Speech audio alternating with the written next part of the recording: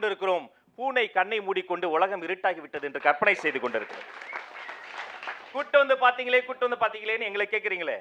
நான் நண்பர் கோட்டீஸ்வரன் இந்த கேள்வி தான் கேட்பேன். பங்க்சுவாலிட்டி பத்திலாம் பேசுறீங்களே.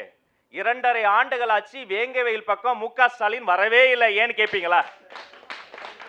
இப்ப வரைக்கும் வரலைங்க. அது என்ன அந்தமான் தீவுல இருக்க ஒரு தீவா? தமிழ்நாட்டுக்குள்ள தானே இருக்கு. மாண்புமிகு மதிப்பிற்குரிய அண்ணன் மு.க. ஸ்டாலின் அவர்கள் அங்க வந்திருக்கலாமே.